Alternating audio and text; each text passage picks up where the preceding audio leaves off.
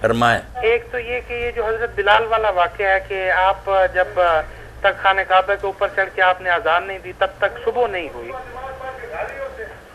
یہ بات جو نا اکرم بھائی خانہ کعبہ کی نہیں لوگ کرتے. خانہ کعبہ جو تھا نا جب مدینہ میں مکہ میں تھے تو وہاں اذان کیا کرنی تھی، چھپ کر کے نمازیں پڑھتے تھے. حضرت بلال رضی نے اذان کہی ہے، مگر وہ تو فتح مکہ کے موقع پر نا سارے شہر پر حضور کا قبضہ تھا، اسلامی لشکر غالب تھا تو چڑھے اور انہوں نے کہی وہ تو واقعہ. اور یہ جو مشہور ہے نا کہ لوگوں نے کہا یہ اذان میں شین نہیں کہتا، اشہدو کی بجائے نا اشہدو کہتا ہے، اس کی اذان درست نہیں، حضور نے روک دیا. پھر فجر ہی نہیں ہو رہی تھی، رات لمبی ہوتی جائے، لوگ ڈر گئے کہ یہ تو قیامت آ گئی. تو پھر جبریل امین علیہ السلام نازل ہوئے، انہوں نے کہا یا رسول اللہ جب تک بلال اذان ہی نہ کہے گا فجر نہیں ہوگی. یہ قصہ میرے بھائی اکرم بالکل جھوٹا ہے. نہ بلال شین چھوڑتے تھے، نہ ان کی زبان میں کوئی ایسی خرابی تھی، بہت خوش حال اور اچھے تھے. امام سخاوی فرماتے ہیں کہ یہ حضرت بلال والا قصہ لوگوں نے جو بنایا لا صلی اللہ سرے سے اس کی کوئی بنیاد نہیں، جھوٹ ہے جو یہ ملا حضرات سنا دیتے ہیں، خدا سے نہیں ڈرتے. کوئی بلال رضی کا یہ واقعہ نہیں ہوا. اچھا، مطلب یہ حدیث مجھ کو جو آپ میرے سوال کو فالو شاید نہیں کر پا رہے ہیں، جو مجھ کو چاہیے کہ جب تک حضرت بلال نے اذان نہیں دی تب تک صبح نہیں ہوئی، کیا یہ واقعہ صحیح ہے؟ میں نے تو فالو کیا اور بتایا، سر کھپا دیا کہ یہ جھوٹا ہے. آپ نے سنا نہیں؟ بند ہے آپ کا ٹیلی فون. میں نے تو بتایا کہ یہ کہانی جھوٹی ہے، سارے لوگ سن رہے ہیں، آپ کو نہیں سنا، آپ کہتے فالو ہی کیا. میں نے تو بتایا کہ یہ جو کہانی مشہور ہے کہ وہ شین نہیں کہتے تھے، بند کیا گیا، اذان نہیں ہو گی. میں نے سارا تو رد کر دیا کہ یہ قصہ اکرم صاحب جھوٹا ہے. صحیح. دراصل سر سنا اتنی دفعہ ہے نا کیونکہ دوسری دفعہ تسلی کرنے کا. چلو تسلی کر لیں، بالکل یہ ساری بات غلط ہے، جھوٹ ہے. ٹھیک جی لاہور سے بات کر رہے ہیں. اچھا جی، سوال پڑھ دیا کریں نا. اچھا ہاں جی، میں پڑھنے لگا. میں آج سے مختصر سوال پوچھوں گا. جلسہ استراحت جو ہوتا ہے اس کے درمیان میں کوئی چیز پڑھنی تو نہیں ہوتی، کوئی کلمہ کلام؟ بہت اچھا سوال. نہیں، آپ دو سجدوں کے درمیان جو بیٹھتے ہیں اس کی بات کر رہے ہیں. اب وہ دو سجدوں کے درمیان، دو سجدوں کے درمیان جو نا وہ صرف جلسہ ہے بھائی امین شاہ. یہ دو رکعتوں کے درمیان بھی جو جلسہ استراحت ہوتا ہے. نہیں سننے دو بات، رکعتوں کے درمیان تو تشہد ہوگا. کئی باتیں گڑبڑ ہو گئی. آپ ذرا اچھی طرح سننے چلے، دوسرے لوگ چلو دونوں کا بتا. نہیں، وضاحت کر دیتا ہوں. ایک تو ہر رکعت میں جو ہم ایک سجدہ کر کے تھوڑا سا بیٹھتے ہیں پھر دوسرے سجدے کو جاتے ہیں، اس کو صرف جلسہ کہتے ہیں. یہ جلسہ ہے. پہلی اور تیسری رکعت میں امام شافعی، امام احمد اور اہل حدیث حضرات جو ہے یہ کہتے ہیں کہ پہلی رکعت پڑھ کر بھی دو سجدے کر کے سیدھے نہ اٹھ جاؤ، اتحیات کی طرح بیٹھو، پھر بیٹھ کر اٹھو. اس کو کہتے ہیں جلسہ استراحت، تھوڑا سا سستانے کے لیے، تھوڑا سا آرام کرنے کے لیے. یہ دو سجدوں کے بعد. اور جو دوسری رکعت پر ہم بیٹھتے ہیں یا آخری پر بیٹھتے ہیں اس کو کہتے ہیں امین صاحب قاعدہ. پہلا قاعدہ اولا ہے، پہلا قاعدہ جیسے ذوالقعدہ یہ ہے نا مہینہ ایسا، اور آخری جو ہے وہ قاعدہ ہے ثانیہ یا قاعدہ اخرى. تو یہ تین نام ہوگا جلسہ، دو سجدوں کے درمیان بیٹھنا. دو سجدوں کے بعد تھوڑا سا پہلی اور تیسری رکعت میں بیٹھ کر اٹھنا جیسے اہل حدیث حضرات اور شافعی حنبلی کر، یہ ہو گیا جلسہ استراحت. اور جو اتحیات بیٹھتے ہیں وہ قاعدہ، پہلا قاعدہ اولا پہلا بیٹھنا، دوسرا قاعدہ ہے ثانی دوسرا. جی اب کیا پوچھتے ہیں کہ درمیان میں جو بیٹھتے ہیں دونوں سجدوں کے، اس میں رب اغفر لی پڑھنا. جی اس کو امام احمد بن حنبل تو واجب کہتے ہیں کہ اگر نہ پڑھا تو اس نے تو بڑا جرم کیا. اسی لیے مولانا احمد رضا خان بریلوی رحمۃ اللہ علیہ بھی کہتے ہیں کہ حنفی کو چاہیے کہ اختلاف سے نکلنے کے لیے ہمارے مسلک میں کوئی منع آیا اس لیے اتنا ضرور کہہ لے تاکہ امام احمد کے مسلک پر بھی ہماری نماز درست ہو جائے.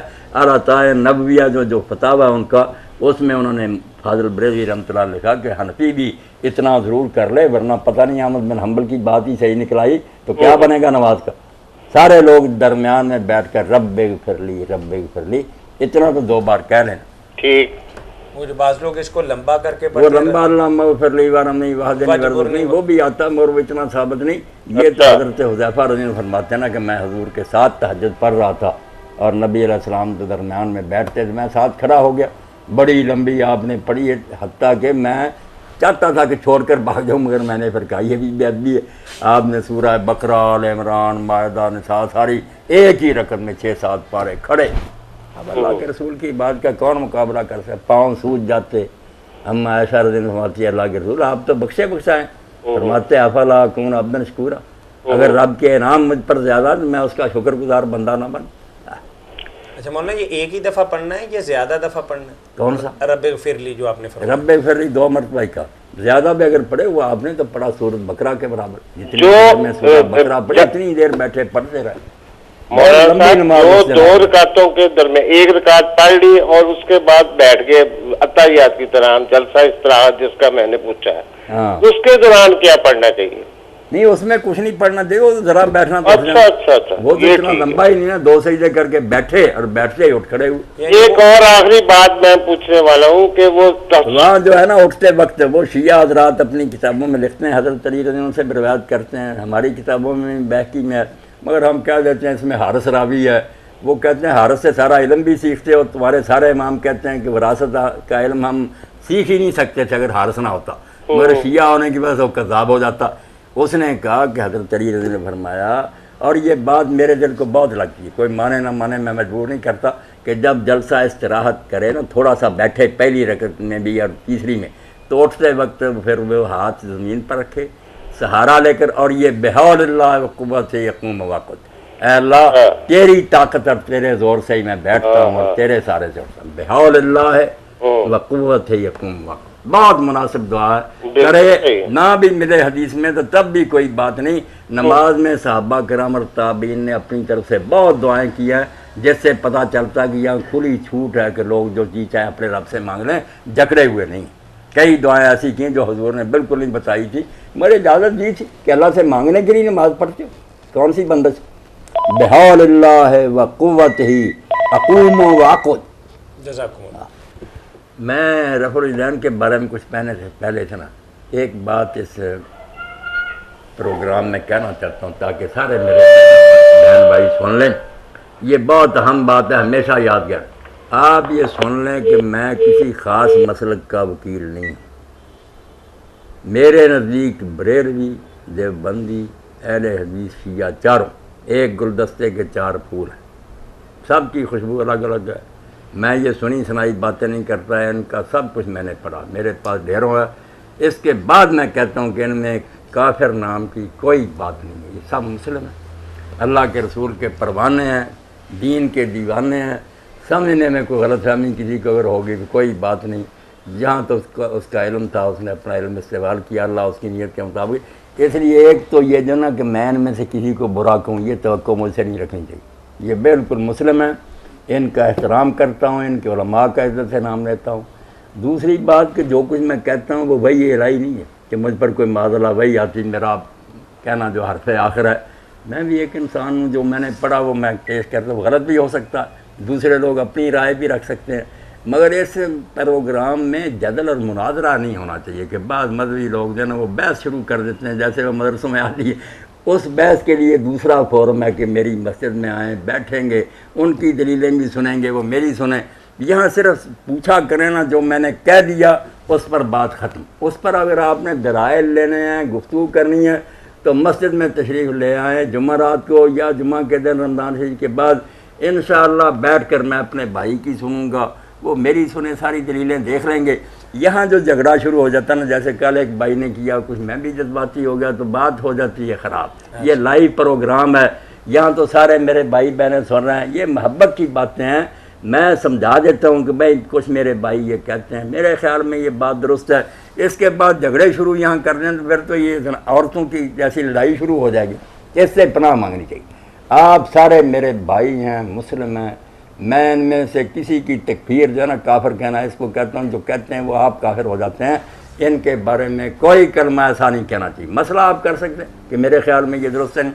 اب میرے بھائی نے پوچھا رفع الیدین کو، جو شخص ضد اور عداوت چھوڑ کر پڑھے گا نا، اس کو پتہ ہے کہ اللہ کے رسول علیہ السلام نے رفع الیدین 1 مرتبہ بھی کیا۔ رفع الیدین تو کرتے سوائے بازیہ کے، جو مسکت و مان کے نا وہ 1 بار بھی نہیں کرتے، وضو کر کے آئے سیدھے کھڑے ہوئے، کوئی ہاتھ نہیں اٹھائے، اللہ اکبر۔ اب نماز ان کی بھی درست ہے، امام ابو حنیفہ، امام مالک سب کہتے ہیں کہ پہلی مرتبہ اٹھانے کی سنت ہی ہے نا، اگر اس نے نہیں کیا کوئی فرض چھوڑ دیا، اللہ اکبر کہنا فرض تھا۔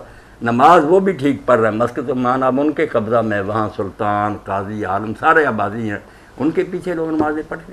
تو مسئلہ تو سنت کا یہ ایک بار بھی سنت ہے، اس سے زیادہ مرتبہ اگر کیا جائے، رکوع کو جاتے، رکوع سے اٹھتے 2 رکعتوں کے بعد، وہ بھی نبی علیہ السلام سے ثابت ہے، زیادہ ثابت ہے. اس کی بہت حدیثیں ہیں، جیسے مولانا نور شاہ رحمۃ اللہ علیہ فرماتے ہیں 25 صحابہ سے مروی صحیح ہیں اور حسن ہیں. مقابلے میں نہ کرنے کی 1-2 روایتیں حضرت برا سے اور حضرت ابن مسعود سے. برا بن عازب کی روایت سے تو خود حنفی علماء آپ ہی دستبردار ہو گئے کہ وہ پیش کرنے کے قابل نہیں. ابن مسعود رضی اللہ کی جو حسن ہے، صحیح نہیں بن سکی، گزارے کی ہے، وہ بھی دوسرے علماء کہتے ہیں کہ اس میں سفیان ثوری مدلس ہیں، اس لیے یہ بھی قابل اعتماد نہیں، مشکل سے گزارا ہوتا ہے. اور دوسری طرف جو شیعہ حضرات کرتے ہیں ہر اللہ اکبر کے ساتھ، وہ 10 صحابہ سے مروی ہے کہ رسول اللہ ایسا بھی کرتے تھے، اور حضرت انس بھی سجدے کو جاتے کرتے تھے اور بھی کرتے ہیں. یہ سارے طریقے ٹھیک. جو سفیان ابن عیینہ رحمۃ اللہ علیہ کی طرح کرے گا اور میری طرح کرے گا کہ کسی نماز میں 1 بار کرے، کسی میں 3 بار کرے، کسی میں ہر بار کرے، اصل سنت کا پیرو تو وہ ہے. جو ایک پر جم جانا چاہتا بسم اللہ جم جائے، مگر یہ دلیری نہ کرے کہ بڑے بڑوں کی داڑھی پر ہاتھ ڈالے. بڑے بڑے صحابہ اور تابعین اور علماء امت کرتے بھی آ رہے ہیں، نہ کرتے بھی. وہ بعد حضرت شاہ ولی اللہ رحمۃ اللہ علیہ کی قول فیصل ہے، جھگڑے جتنے جی چاہے کریں، آخر اس پر آنا پڑے گا. فارا مرہ تارا کو مرہ، کبھی حضور کرتے تھے، کبھی چھوڑ دیتے تھے. سنت غیر مقتضی ول کل سنہ، یہ سب سنت ہی سنت ہے. یہ ہے بات بھائی انصاف کی. اب جھگڑا کرنا تو کرتے